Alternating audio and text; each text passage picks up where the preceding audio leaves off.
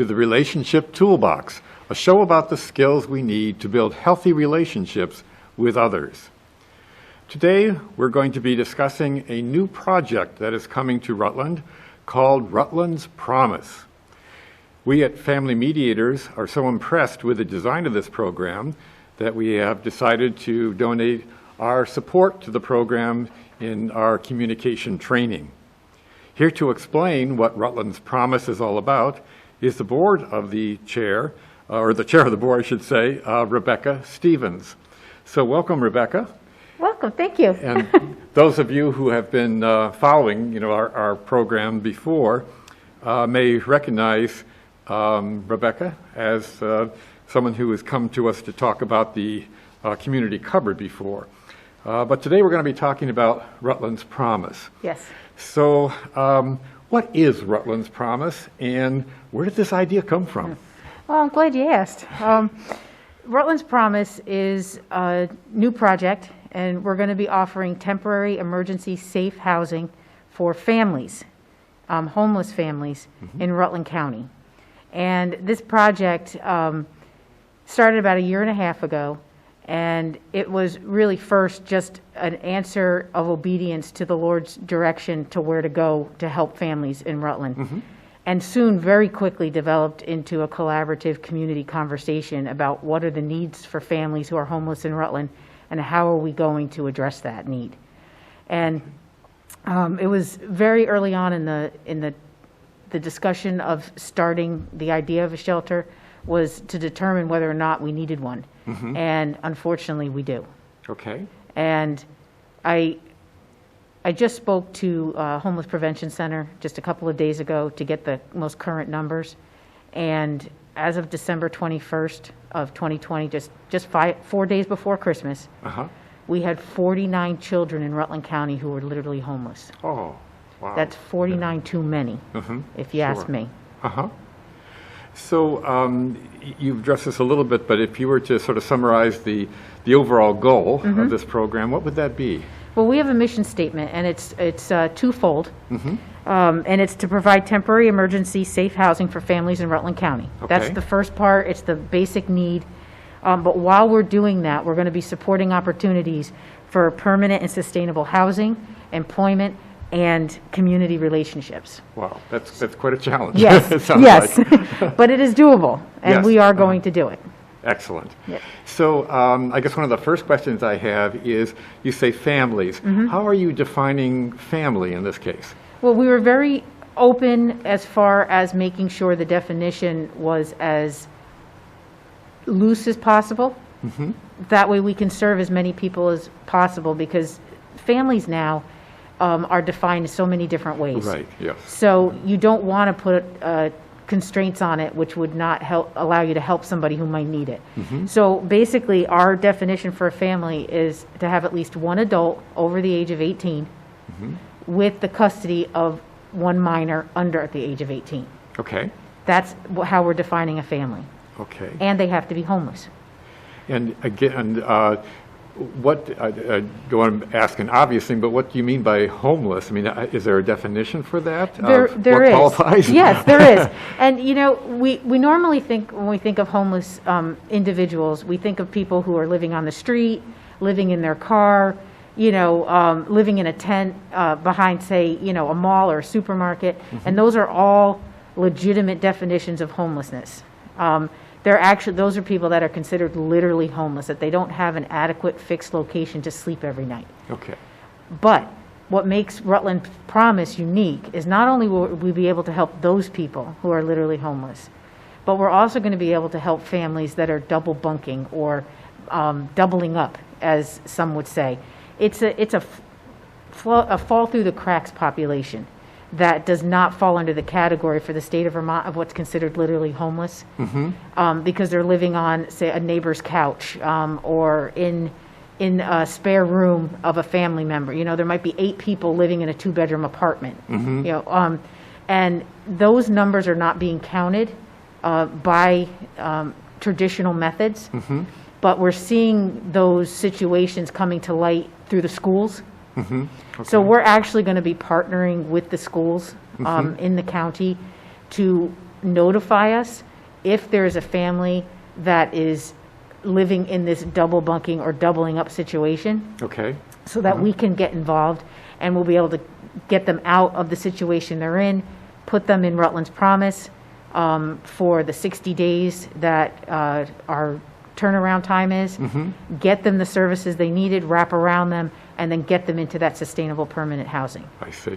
That's I think a unique way of looking at homelessness. Yes. Because you certainly hear about people Yes. who are sleeping from relative to relative on the couch, as you Yes. say, with it, and that the fact that you're including them in that definition of homelessness Yes. really opens up Rutland's Promise to a different group, almost an extended group. Absolutely. And we wanted to make sure that, we were able to help reunite some families too, because what people don't realize is when a family sometimes loses their permanent housing, they have to separate from their children. They might put them with another relative or a friend who can take them. And, mom, dad, they live somewhere else because they're sleeping from couch to couch maybe. And the families are not together. So Okay. Rutland's Promise is going to be able to offer a solution for that, to reunite the families, bring them in together, and then get them into sustainable housing together as a family. Okay. So- So if I'm homeless and I have several children, I'm still qualifying with that? Okay, it doesn't You have matter. to have at least one. Okay, just one. At least one, Uh-huh. adult. And we're not saying mom or dad even, because sometimes aunt, uncle, grandma, they might have custody of the minor. Okay, So it's whoever has custody of that minor, they're now a family. I see.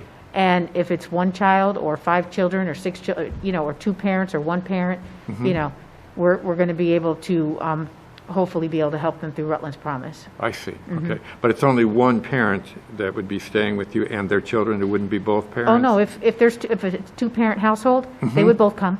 Oh, okay. Oh, yes. Good. Okay. Oh, yeah, we're not going to separate families if we can help it. Okay, that's another good point. Our goal is to, when we explain Rutland's Promise to people, the biggest thing, that's the running thread through the entire thing is relationship. And what more beneficial relationship is family. Yes. So you have to be able to bring that family together and help them. Yes. And so we want to make sure that whatever relationships that we can help strengthen, we're going to provide we're going to provide the assistance to do that. Okay. And that's what I guess intrigued Yeah. us at Family Mediators, that here we Yes. are giving shows on relationships and how it's important, and here you are actually doing it. Yes. And I thought this is wonderful to combine those services then with that. So let's talk a little bit about who's going to run the program and how do you staff it? Because it sounds like you have a pretty unique plan in that's different from other programs. We do. I get very excited because there's so many innovative and different things about Rutland's Promise, and so I could talk about all of them forever. But one of the main things which has really set us apart is how we're going to staff the project. Okay. One of the main reasons that we haven't been able to do a family shelter in Rutland County is really the prohibitive cost of running one. They can be upwards of $250,000 to run a family shelter. And it's hard to do that. Who's got that kind of money? Yes. Sustainability over time. So when we took a look at what was the major driving factor of that cost, it was staffing. So we said, how can we address that? And the way we're going to address it is we're going to staff it with volunteers.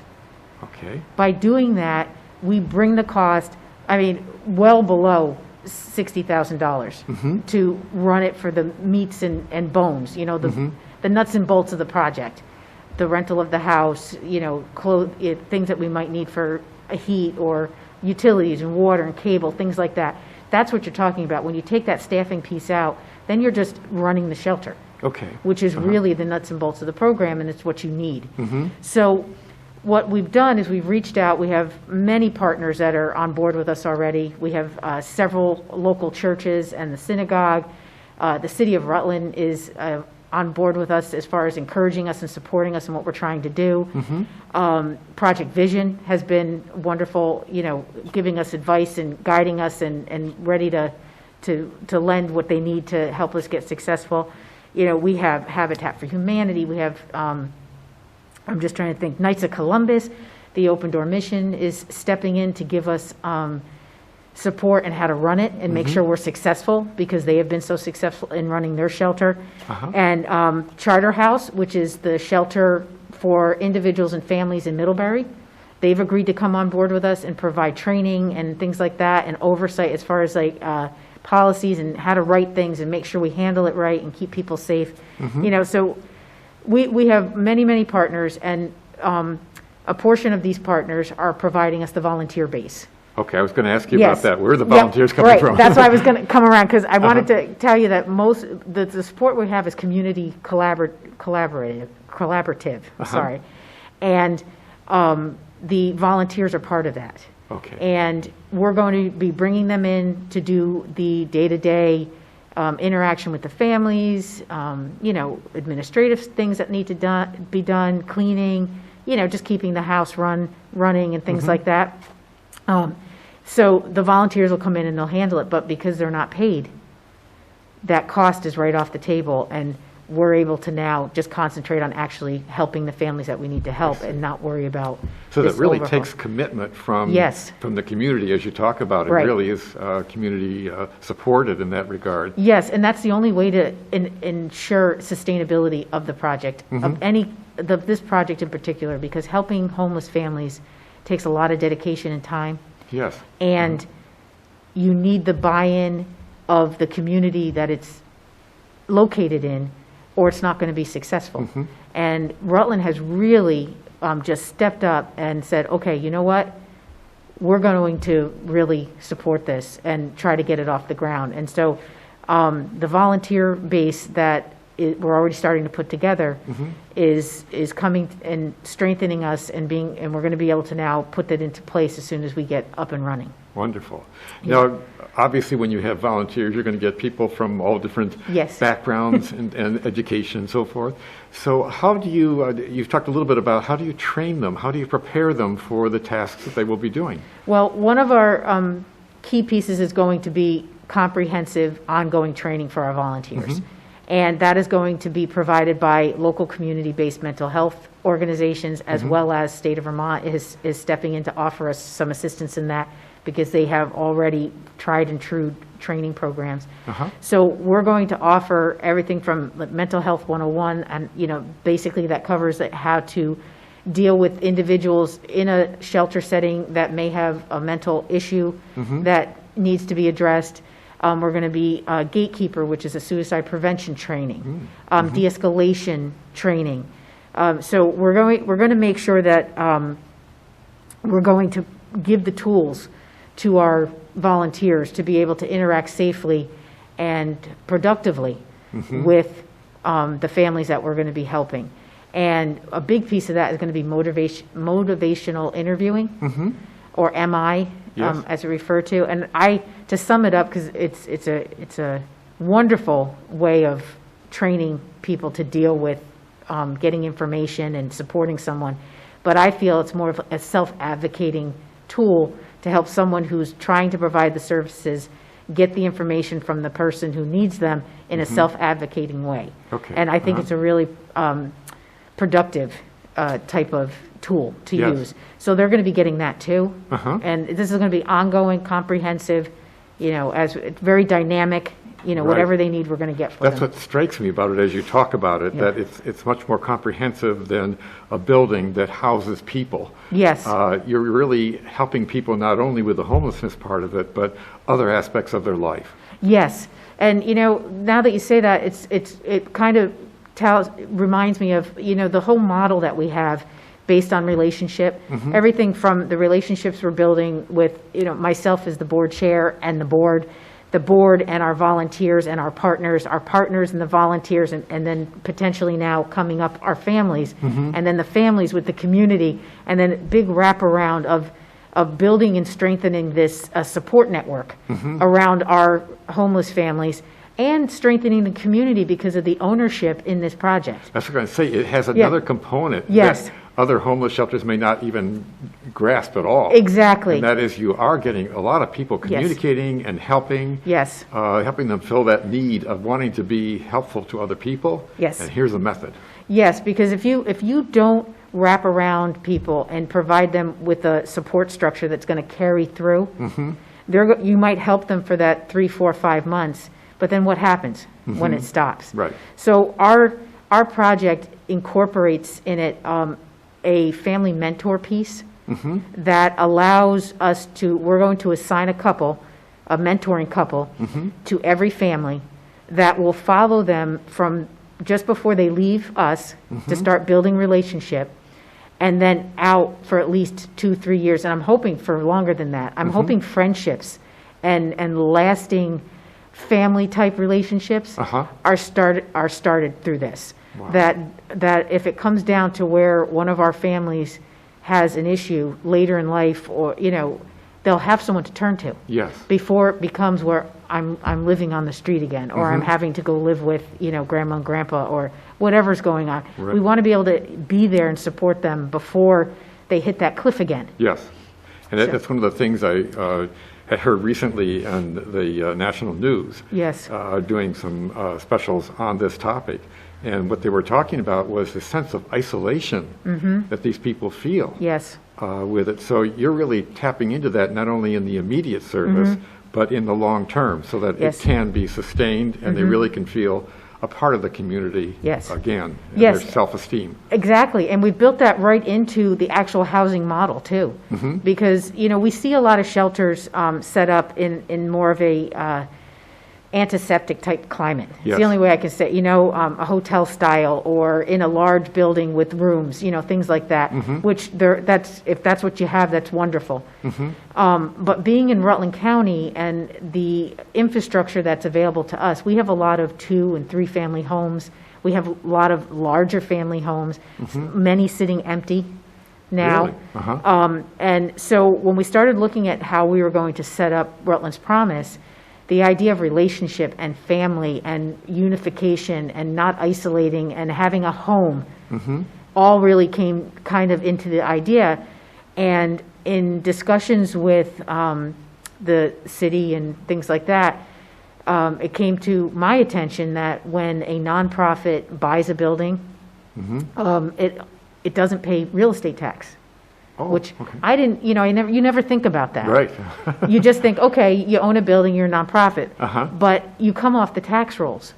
So we thought, okay, wait a minute. How can we support families, support that, hey, I'm coming home, instead of I'm going to the local hotel or the local, whatever. I'm coming home for a family, because this is very important when you're dealing with children, especially. Yes. They need to feel like they're home. And that it's a semblance of normalcy that they may not, have living in, say, a hotel or somewhere else. So we figured, okay, we can do that in a home. If we rent, we're going to help stay on the tax rolls, so we're going to still support our community by paying real estate tax. I see. Because the owner of the building will still pay real estate tax. All right. And then we thought, all right, and then we'll be able to put families into home-type locations. We can do that. So we started looking at it, and we'd be able to use buildings that may be sitting empty. Okay. So there isn't a building that you have at this particular point in time? Okay. No, we've identified a couple that may be suitable for us that are sitting empty, but we haven't moved forward on anything yet. Okay. But what really got me was that as this project develops, we're finding that there are ways that we can support the community while still supporting the families, still getting people, into a home and not jeopardizing any other part. It's a completely symbiotic relationship. I love it because I like seeing that we're not taking from one to help another. Yes. We're actually supporting, and that excites me. Yes, sustaining a lot of people. Yes. With it.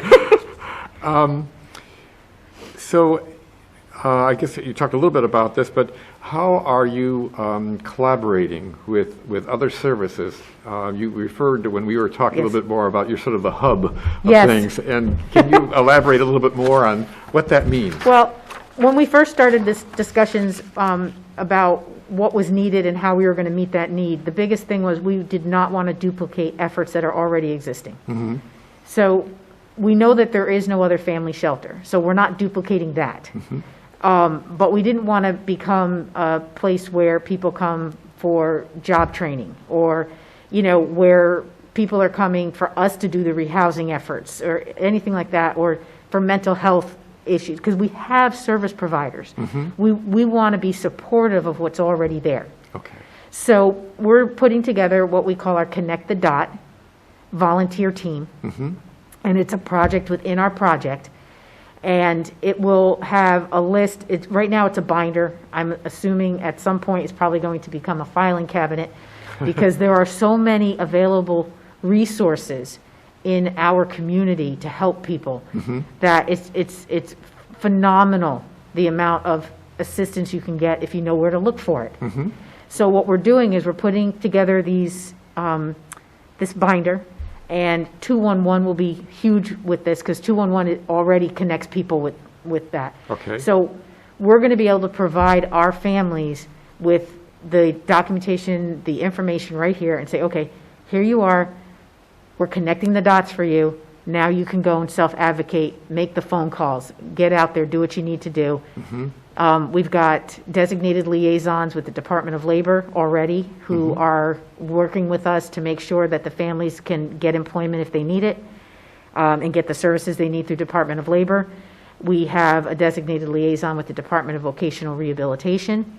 So if any of our family parents have a disability that impacts how they look for work or can work, we'll be able to hook them up with Voc Rehab and get them into that service. Okay. Homeless Prevention Center, who is really the hub for rehousing in Rutland, has been extremely supportive through this whole process, helping us work through the details so that we'll be able to get our families the information they need to reach out to Homeless Prevention Center to get the services that they offer.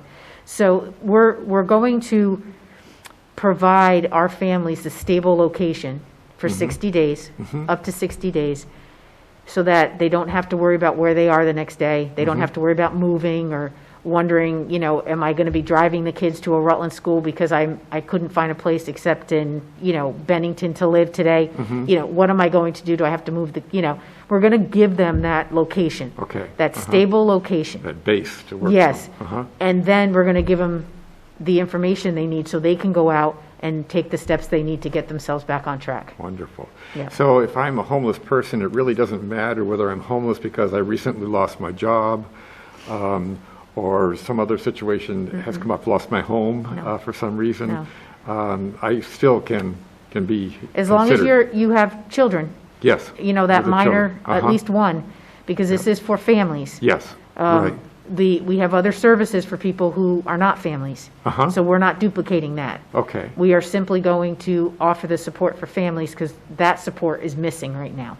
What if I have a handicap condition, some type of thing like that, or maybe I'm in a wheelchair?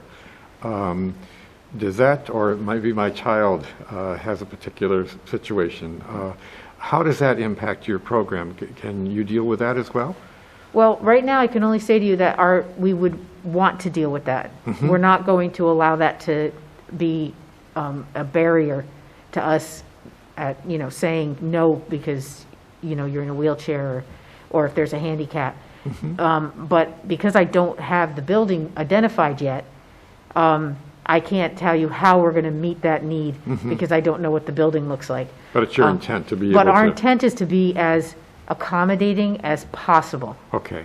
That's our intent because we want to help as many people as possible. And Okay. so when we start, we will, address each situation as it comes. Okay. What about if I'm drug addicted, if I have some problem like that? Or if you find that the family is using, while in your program, how are you dealing with that? Well, our Rutland's Promise will not be taking on families or family members, how's that, that are actively in an addiction at this point. Drugs, alcohol, whatever that is, all right? We're dealing with families. We're dealing with children. So we have made that decision that we're not going to be set up to do that. Okay. Also, you have to remember we're working with volunteers. Sure. So So we have many, you have concerns you have to worry about. But that being said, we have a referral service that will be part of the Connect the Dots.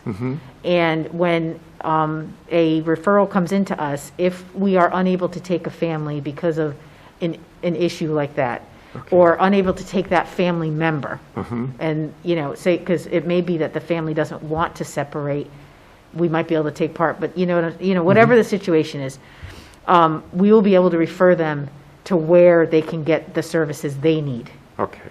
So we're going to be able to offer that. We just won't be able to offer it inside Rutland's Promise. And you mentioned the referral process. If I find myself suddenly in a homeless situation, what is the procedure for getting word to you that I'm in need of that? Well, our referral forms are going to be in several places. We're going to be putting them in the schools, so that, like I talked to you about the double bunking or doubling up situations that they're kind of under the radar, so we're not even measuring them. So we're not sure how many families there are, but we know there are because we've spoken to the schools. Yes. So we know they're there. Their referral forms are going to be there, and they'll be able to fill out a referral form and get it to us. Okay. We're going to be having them at all of our partners. So any of the local churches that are going to be part of this will have referral forms. Okay. The synagogue will have referral forms. And we're going to also put them out in, 211. Homeless Prevention Center will be aware of us. We're going to hopefully get our information to the hospital soon so that, people will be aware that we're there. Okay, so there are multiple places. Yes, and there's also, we're going to have eventually a Facebook page. Okay. That will give details if you know of a family, that kind of thing. But again, this is a self-advocating type of project also. So we encourage families, if they feel they need it, for them to reach out directly. Okay. Yeah. All right. And if someone wants more information and feels that they might be interested in learning more about it, seeing what they could do to help, what might they do? I think we're going to be putting something on the screen here. Yes. If anybody wants to reach out with questions or how they can help, then you can reach us at rutlandspromise@gmail.com. Okay. And you can, just email me there. And eventually, hopefully in the next month or two, we're going to have a Facebook page, so be on the lookout for that. Okay. And we're very excited that we're going to be doing this. And as soon as we can get the funding together to do it, we will do it. Very good. So as we close today, I want to again thank you for not only being a part of this project, but coming on the show and You're welcome. Sharing it with us. Thanks for having me. And as we close, I'd like to remind people that the skills we need for healthy communication are critical, no matter what our economic circumstances.